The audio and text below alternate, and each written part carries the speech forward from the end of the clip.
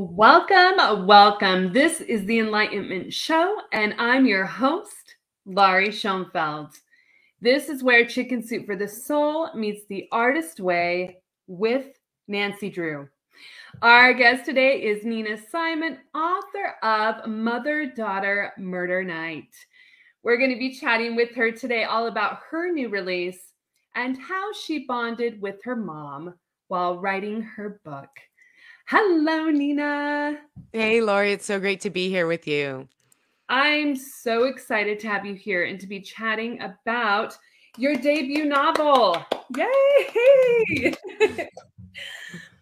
Can you share with our listeners and viewers what Mother Daughter Murder Night is all about?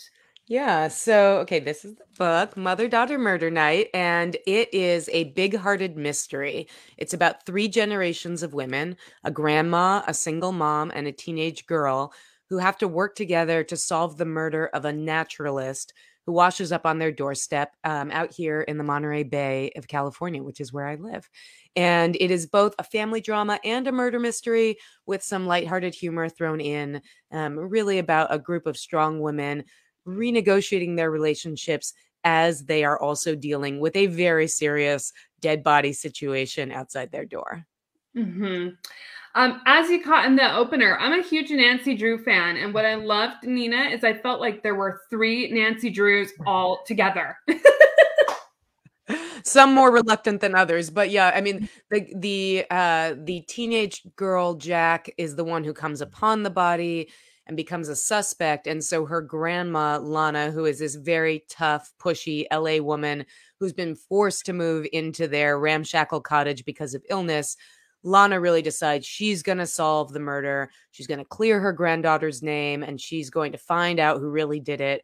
And she's going to reclaim some of her own power, too, in the meantime. Now, the middle generation, Beth, who is Jack's mom and Lana's daughter, is not so thrilled at first that her, bedridden mother and teenage daughter are on this Nancy Drew-esque amateur sleuthing quest. But eventually, Beth, who loves them to bits, even if she doesn't always agree with them, becomes part of the team as well. And you have three very different women with very different strengths working together. Mm-hmm. We have a comment coming in. Robin. Hello, Laurie and Nina. Hello, Robin. Welcome. Thank you for joining us today. This project was created in love and joy. Tell us about that. Yeah, it's funny because I would say that it started actually in desperation and fear and trying to transform that to love and joy. Just about 3 years ago, my mom got diagnosed with stage 4 cancer, and I made a lot of changes. It was, for me, that kind of wake up call moment where I did not want to be doing my job. I did not want to do anything but really be with and care for my mom. And fortunately, I was able to work with both my job and my husband and kid to be able to move down to Los Angeles and really help support my mom through a really tough time. And, all my friends said to me, and I'm sure many people who are listening to this have had this experience. All my friends said to me, you will never regret the time you're spending with your mom at this time. And that's absolutely true. And at the same time, what they didn't say is that that time is not always loving or joyful, right? There's a ton of stress, there's doctors, there's pills, there's, things that get better, things that get worse. And we just spent a lot of our time together in stress and in fear. And my mom and I have both always loved murder mysteries. She probably handed me my first Nancy Drew when I was little. And then we graduated to reading people like Sue Grafton and Janet Ivanovich and Faye Kellerman together. And one day while, I was down with my mom during this recovery, I just said to her, what if I tried writing a murder mystery with someone like you as the lead detective? And that's really where Mother Daughter Murder Night was born. It was born because I needed to find something that we could escape to, a source of comfort, something that could bring us a little pleasure during that really hard time. And so, I started out writing this book actually sitting right next to my mom on her bed while she slept in the morning. And I would just think, how could I write a scene that would make my mom smile? How could I write a detective who is a sort of outrageous superhero version of my mom, who, yes, has cancer, but is getting out of bed and go taking over the world while she's doing it? And I would write these scenes, and then my mom would wake up and I would hand her a cup of tea and like slide the laptop to her lap and go make breakfast. And then she'd read it and then we talk about it together. And so, Lori, I really never thought that we'd be here now with this book being here and with my mom actually doing pretty well. I got to celebrate the launch with her. We're doing an event together on Thursday in Los Angeles. And this book, that started out as this very intimate, personal escape and source of comfort became this source of joy that we could share with others. And that as my mom got better and better, became a place for us to keep connecting and keep celebrating as I stepped into this new journey as a fiction writer now. Mm-hmm. I really love and appreciate, Nina, how you brought in that, there is love and joy, but there is, stress and a lot of hard things that we oftentimes don't think about, and trying to just find that piece to reconnect in a different way is crucial to keep things moving in those moments of heartache and stress and hurt. Absolutely. And, there's this poet, Jane Kenyon, who was married to a poet named Donald Hall. And after Jane died, Donald wrote this beautiful piece about this idea of a third thing. And he said, in any love relationship, you don't spend all your time gazing into each other's eyes. You spend most of your time talking about a third thing, whether that's, a pet or a sports team you love or art or kids. And I think I realized when my mom got sick that cancer had shoved its way in and become this third thing that sucked up all of our conversations, all of our emotions. And in working on this book, it wasn't that it made cancer not exist, but it minimized it and it let us switch to having this third thing that we chose. This story of these three women, coming together, working together, solving a mystery. And, Lori, even a reader said to me the other day, she said, solving cancer is like solving a mystery. There are clues to what's going on. There are red herrings, there are setbacks, there are dangerous moments. And I think that for us and for me, getting to write this story of these women, methodically and somewhat humorously solving this murder, it gave a sense of comfort and control, and that there could be justice in the world, that things could make sense in the world at a time where a lot of things for us were not making sense. Mm-hmm. Eric, thank you for being here. Good afternoon. So happy I could join today. So glad to have you here as well, Eric.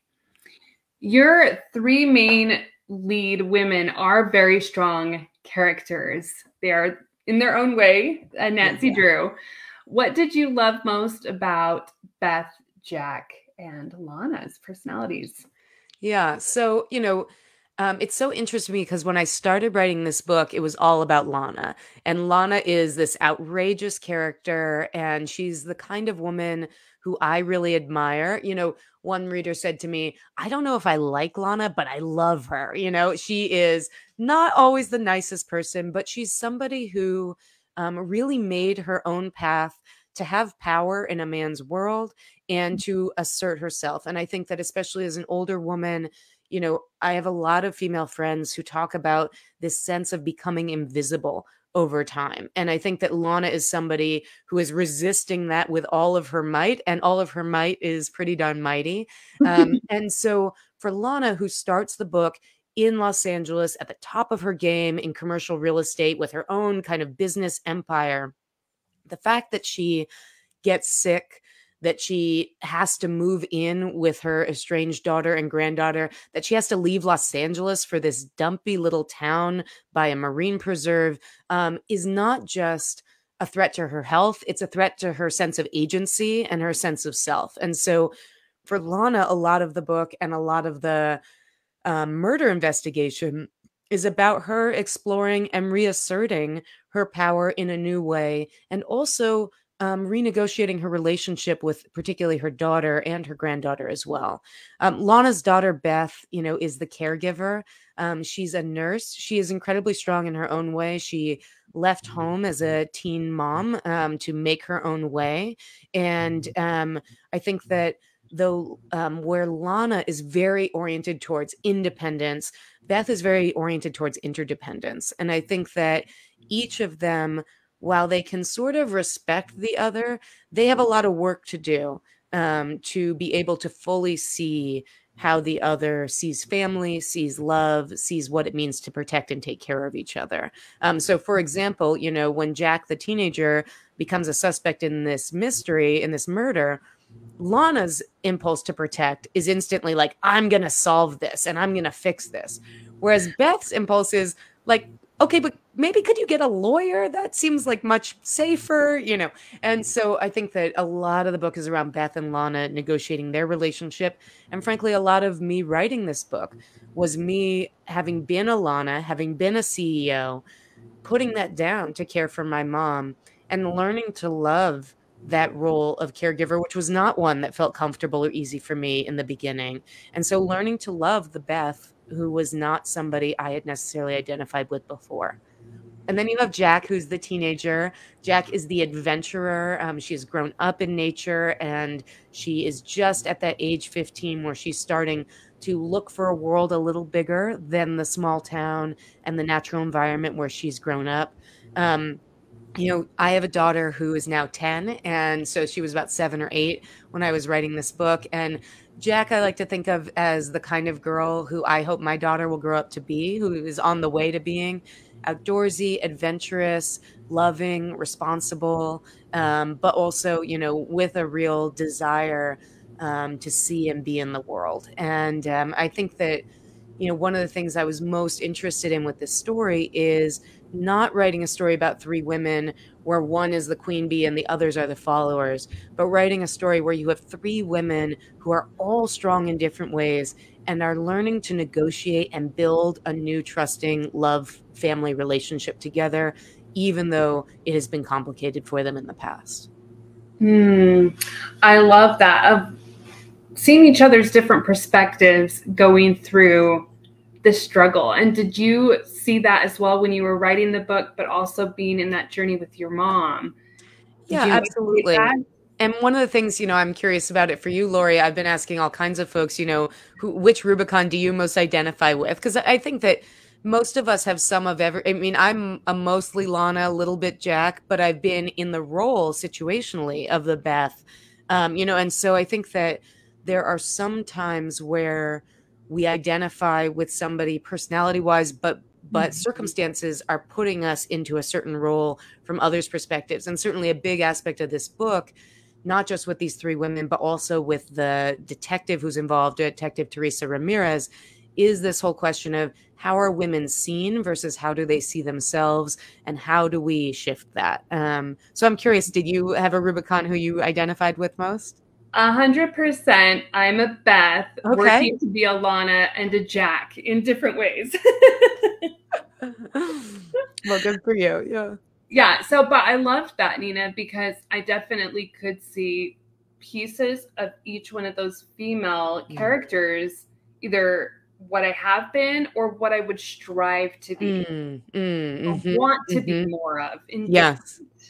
Yeah. Well, and I'm so glad to hear you're a Beth, because I feel like so much of my journey over the last couple of years has been learning to love and appreciate the Beths of this world, and just learning to attempt to grow towards that direction. Although I think I still have a very long way to go. Always a learning journey as we go. Yeah. Always.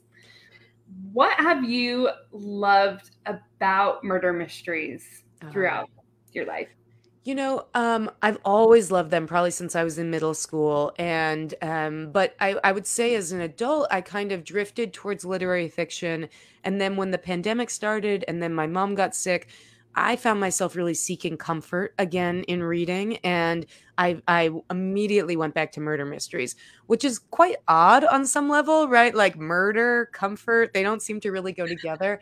But I feel like the murder mysteries that I'm most attracted to, I guess, would be called traditional murder mysteries. They're ones where a crime is committed in the beginning, and then a detective or a set of detectives, whether they are cops or not, are sort of thoughtfully working through to solve the problem and to bring the criminal to justice. And I think that the reason they are a source of comfort for me is because, I read this thing once that murder mysteries are like the modern morality play, because there is this sense that a wrong or an injustice is done, and then, and the human social fabric is ripped apart, and then the detective is knitting it together and you get a satisfying conclusion. It's sort of the happily ever after of murder mystery land.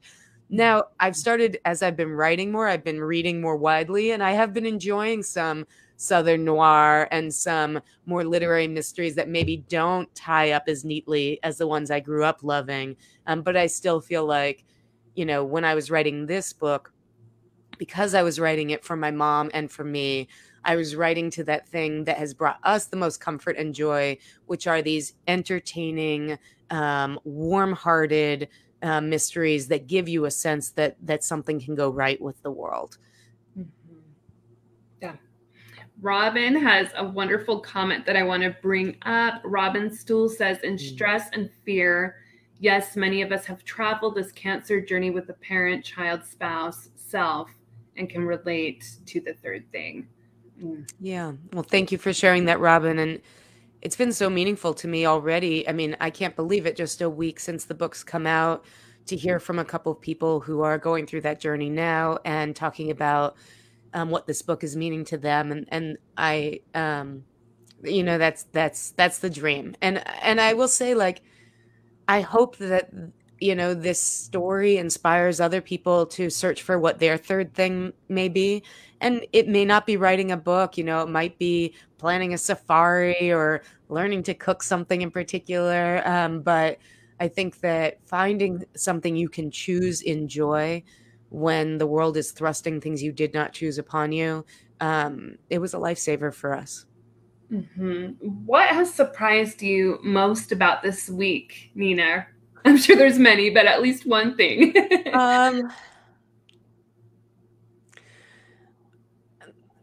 When you write a book, you're writing, I mean, in my case, I was writing for my mom. So there were at least two of us. I wasn't completely alone, and I was really sharing every single draft, every single thing I wrote with her along the way. But it is a somewhat lonely activity, and it's something that feels very vulnerable and almost, I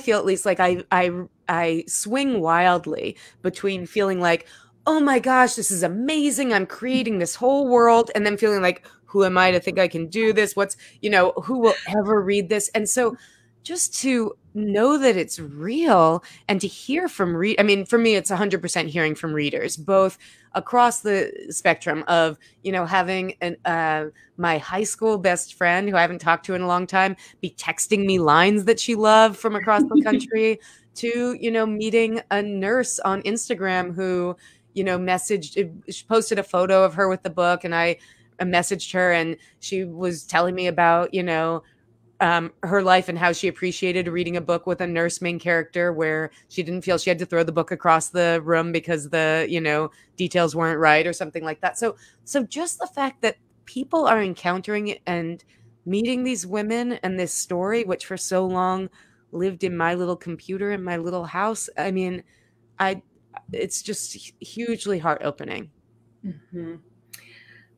I'd love to hear about the process with your mom. As you said that she would read your drafts when you wrote them. Did she point out certain things or give details, or what did that look like in the process? Yeah, sometimes I think of my mom as like both the best and worst first reader, because on the one hand, her commentary was often very, very specific. It was rarely about like the broad plot or characters. It was often things like, this purple jacket, I think it should be yellow, kind of things. On the other hand, she always was encouraging me. She was always asking what's next. She was always ready. When I would call her and say, hey, could you read this again? And could you read this in the next hour? She always said yes. I mean, she was just such an encouraging force of energy for this. And then also she helped a lot with the research. So there were certain things where I could, she bought a book about the plants and animals of Elkhorn Slough. And while I was out paddleboarding on the slough and observing it with my own senses, she was finding out about all the different, plants and animals and what lives there and what could we work with and this kind of thing. So I think that there were so many ways that she influenced the book. She would call me and she'd just say, oh, I had a Lana moment today. And then she'd tell me a whole story. And I guess I should be very clear that my mom is not Lana Rubicon. My mom is much nicer, much more loving. We have had a wonderful relationship for so many years. But as you know, good fiction requires conflict. And as I mentioned before, I wanted to write Lana as this outrageous, over-the-top character because I felt like I was searching for a superhero version of this grandma as we were going through this time. Mm-hmm.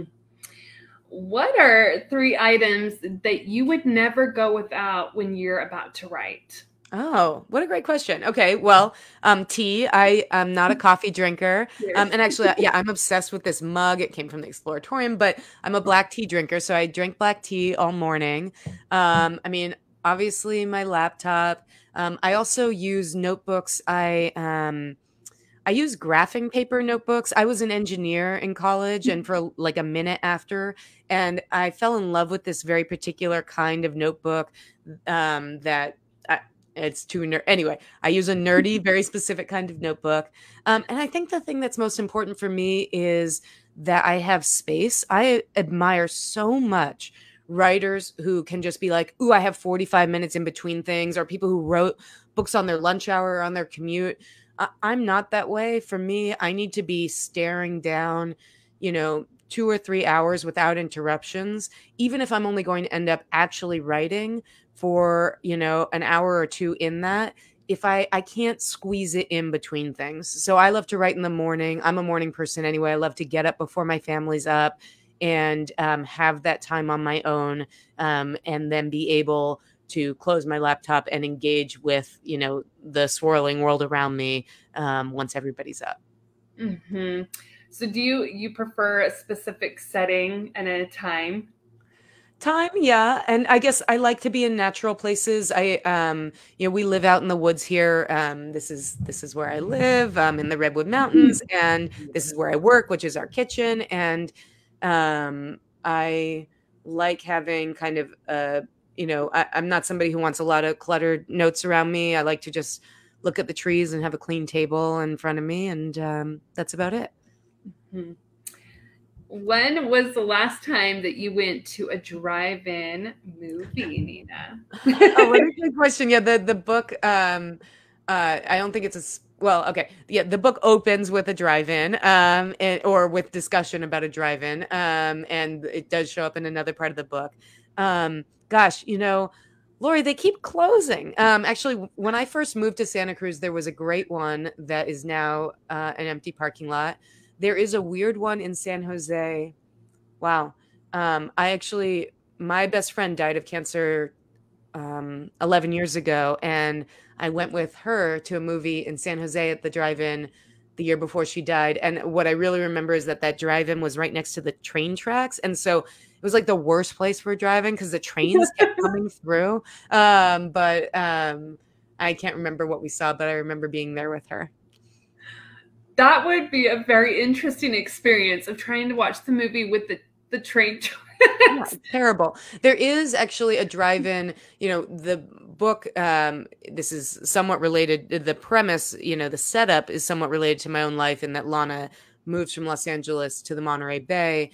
And I do that drive a lot to see my mom who lives in Los Angeles and my dad who lives in Ojai.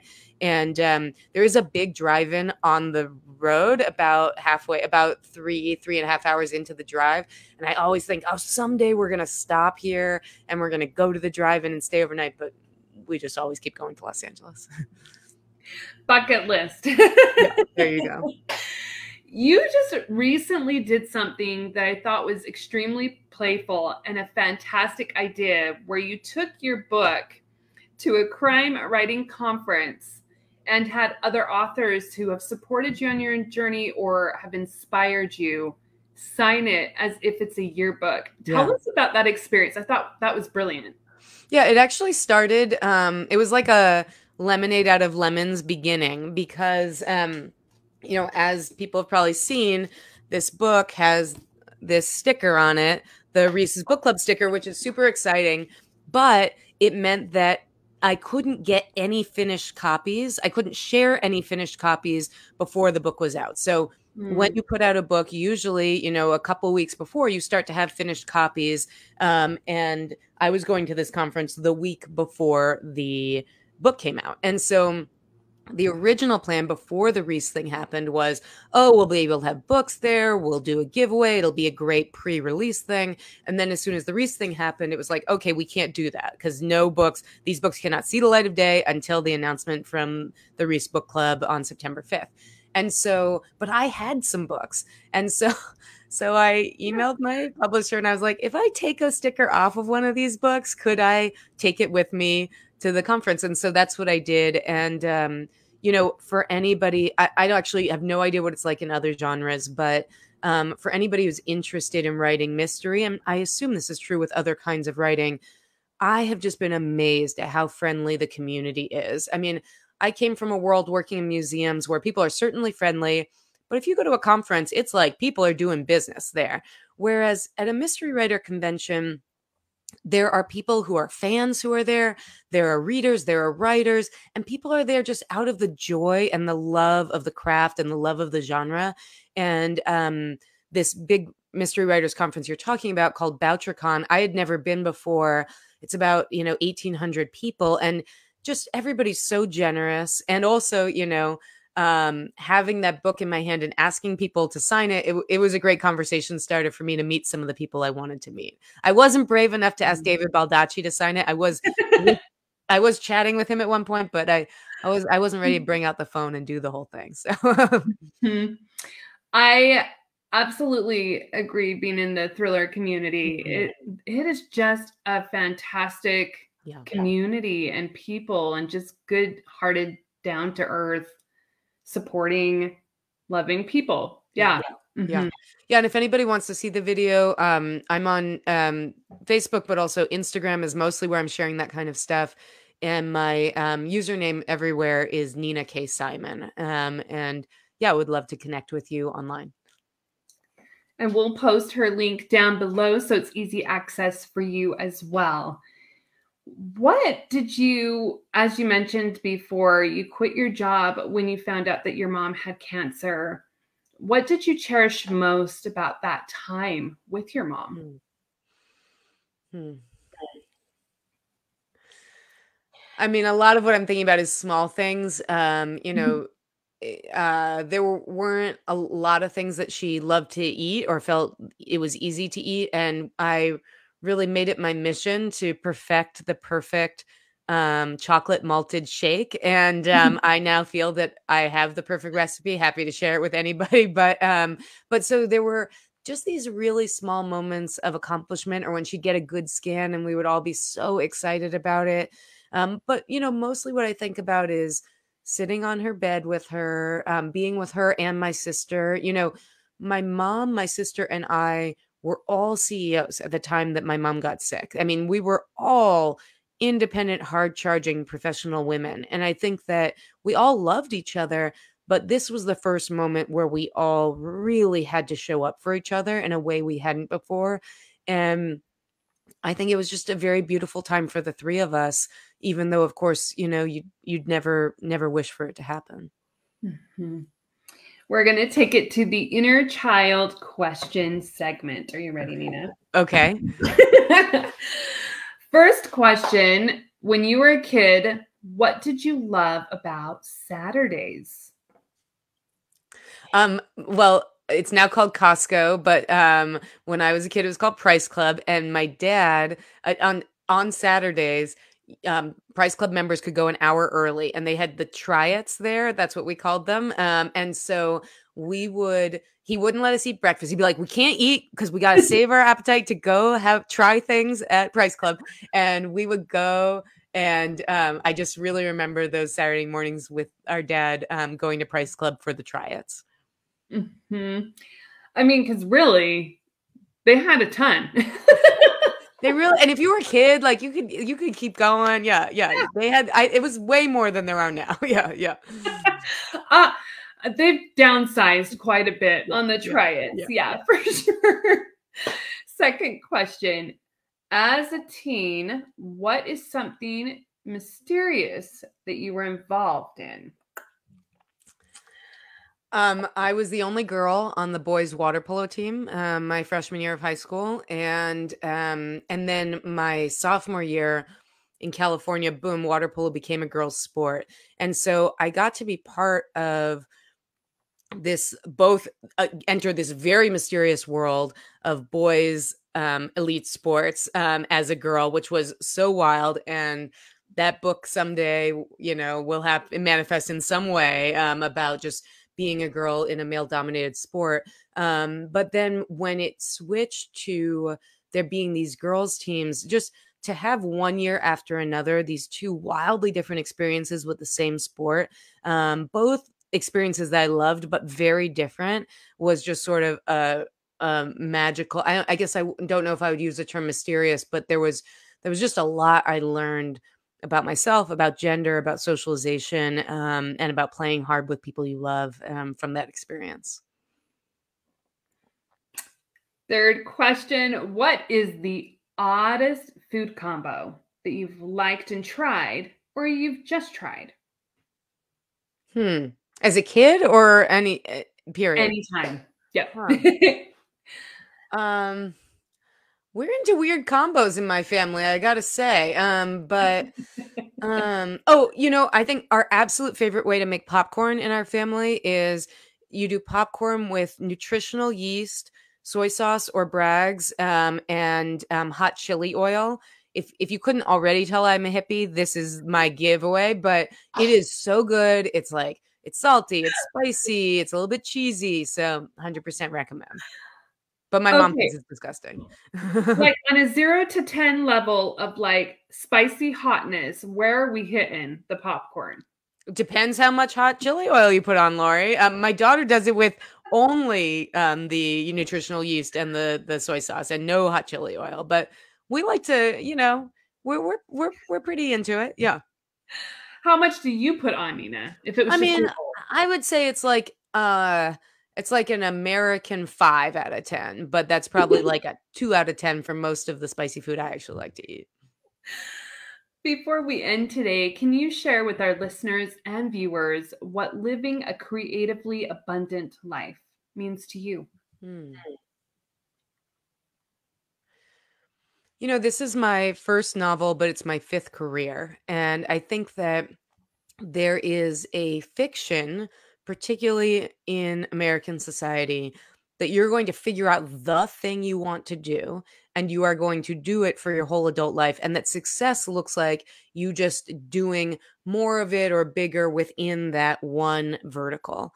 And I think as somebody who has jumped around a lot, who has expressed myself creatively in many different ways, it is okay and beautiful for your creatively abundant life to look more like a, multi-branched tree than like a single, eucalyptus shooting to the sky.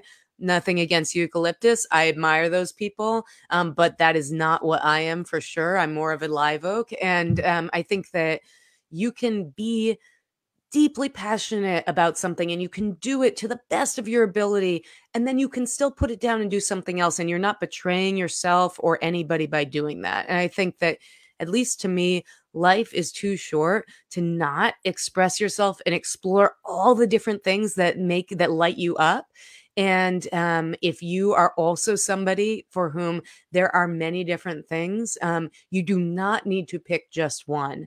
You need to just pick the one at this time, at this moment that you can go deep into and know that those other ones are waiting for you too. I am soaking that in. I love that. And I love how you brought in the tree. Yes, we got. Yes. There, up there, over there. Yeah. Where can our listeners and viewers find you if they have any questions after the show and want to purchase your book? Yeah. Well, hopefully you can find Mother, Daughter, Murder Night wherever books are sold. Ooh, I can't hold it very well. Okay.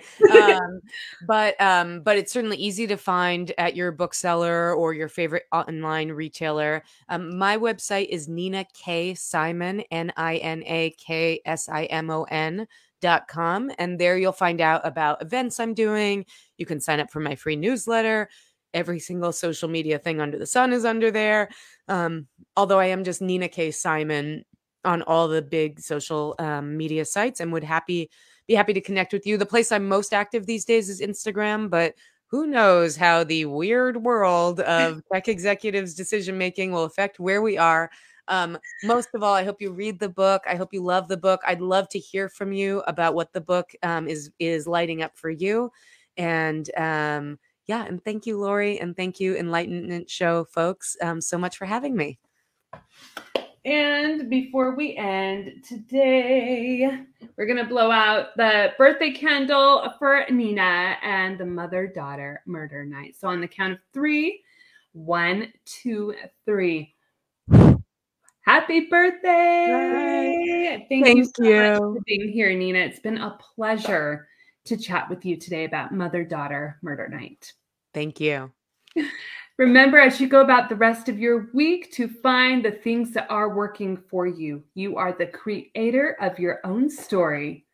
What steps will you take next? Thank you, everyone, and we will see you next Monday right here at 12 o'clock p.m. Mountain Standard Time. Thank you, Nina. Thank you, everyone.